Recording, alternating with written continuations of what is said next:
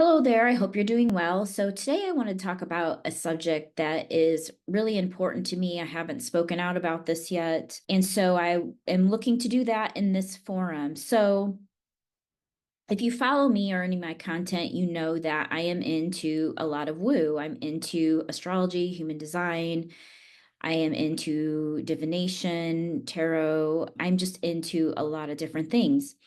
And while I would definitely label myself as a seeker, I have gone through such a journey over my entire life. I'm going to be turning 50 this year, actually 50 this month.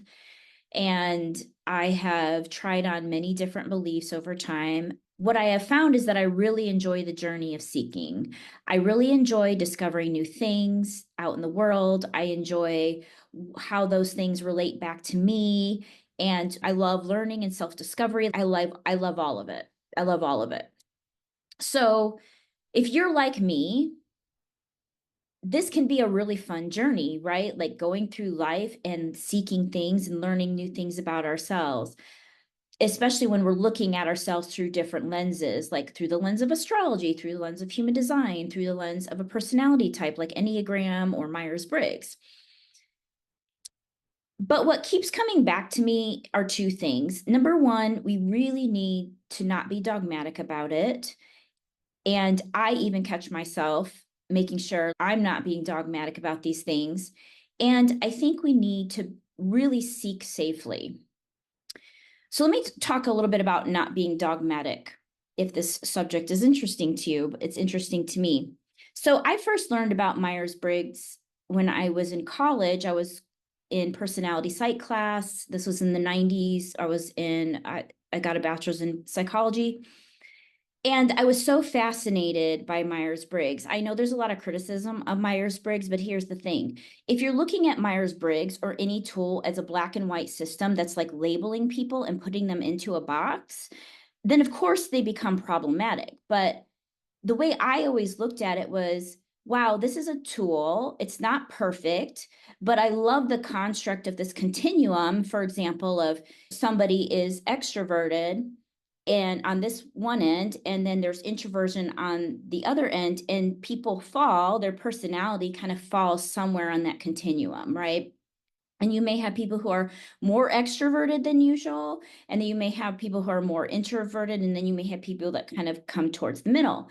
But the point is, if if we're looking at it in a dogmatic way, and I am labeling people and saying, well, all introverts are this or introvert that, it can become problematic. It's not a useful tool.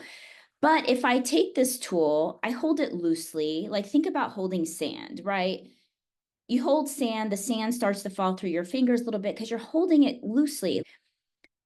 And so I used this tool for many, many years and other personality typing systems, actually, because I was into all of them. There was one called Brain Styles that was really cool at one point, but just to understand the people in my life. And it really helped me understand my mother, understand my father, specifically helped me understand my sister more, helped me relate to those individuals. I used that tool in relationships to try to understand where the other person was coming from and to communicate. So another example would be somebody who really doesn't like to plan, whereas maybe at that point in my life, I really like to plan things. I could now embrace them as they were and try to work with them and communicate with them in a way that honored how they show up, like how they're essentially designed. And we can get caught up in this with human design and astrology too. It's, if I'm a manifesting generator and I have sacral authority, which I do, there's all of these things that I could choose to look at myself in a very black and white way. And being really dogmatic when we're thinking about human design and astrology, for example, which are the things that I'm currently really into, if we're looking at these tools as something that's black and white, and I'm putting somebody into a box and I'm saying, oh, well, you're a projector with splenic authority, so that means XYZ, da da da da da da da. Like that's really not being fair to the person who's showing up in front of me, because they not only are they maybe testing as a projector with splenic authority, but they are also bringing to the table life experience, genetics, right? Like how they were parented, the environment they grew up in. Like there's so many things that can be going on. So I think it's just really important to say that when we're looking at astrology and we're looking at human design or any of these tools, Enneagram, whatever it is, hold them loosely. Let's not be dogmatic about it. Let's not put ourselves in a box. Let's not label ourselves. Because I feel like if we're labeling ourselves, then we're limiting our experience, we're limiting our growth, we're limiting our perspective of ourselves and other people. Whereas if we can hold these constructs somewhat loosely and allow them to expand our thinking and maybe have a self-discovery about myself, and wow, I'm going to integrate that and I'm going to become a better person or more aware, or help me understand my partner, help me understand my child and how they may. And these tools, I think, give us opportunities, things to try to see if it works. So for example, human design, there's ideal digestion. And I really wish that I would have known about ideal digestion and human design and about human design in general when my son was younger, because I would have played with it a little bit. I would have gently leaned into his design and see how can I be more supportive of him being a manifester, and how can I be supportive of his digestion type, and does that work? Does it work for us? Does it not work for us, right? So again, it's playing with things. And the other thing I want to mention is sort of related to this is we need to seek safely. So if you are a seeker like me and you love all the new things and the new systems, and it's so interesting and it delights you to learn about yourself, let's also just remember to seek safely. So there is an organization called Seek Safely, and really, I don't want to speak for this group.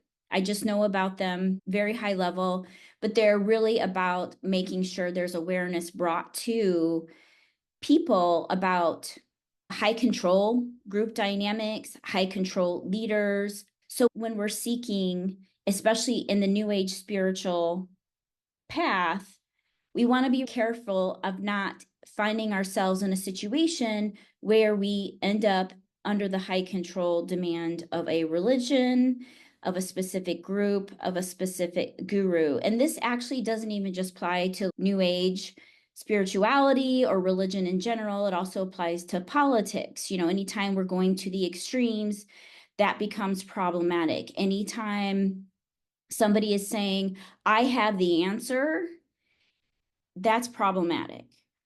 If anytime a group is saying we have the answer and everybody else is wrong or incorrect, that's problematic. Anytime somebody is using fear as a tactic to control people or to get you to buy something or get us to do something, that is problematic. Anytime a group, a guru, a politician, a person on YouTube is saying that they have the answer and the answer is not within you. Like anybody who's saying like not to look at yourself and they're saying the answer lies outside of you, that is problematic. So I just wanted to say that because it's become very important to me, especially as I've gotten deeper into human design and astrology. It can be, what's the word? It can be easy to be like, oh, well, because you have Saturn here, that means XYZ and you're screwed, right? And that's not the spirit with which I think these tools should be used. I think these tools should be used in a way that's saying, hey, you have this dynamic going on in your chart. Here are positive ways that you can alchemize that. And here's what the low expression looks like. And perhaps this is something you see in your life and it's something you can work on just a little bit if you want to. It's not prescriptive, right? These are just showing us things about ourselves that might be useful and for self-discovery, as a tool for self-discovery. But we are always the boss. We are always the deciding factor. It always comes back to, does something make you feel good? Does it make us feel good?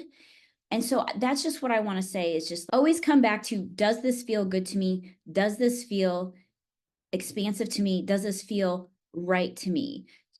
Because if there's little bells and whistles going off that maybe something isn't right, then we really need to listen to it. So that's all I really wanted to say. And I felt like it was important to say. And so I hope you have a really great day and a great rest of your week.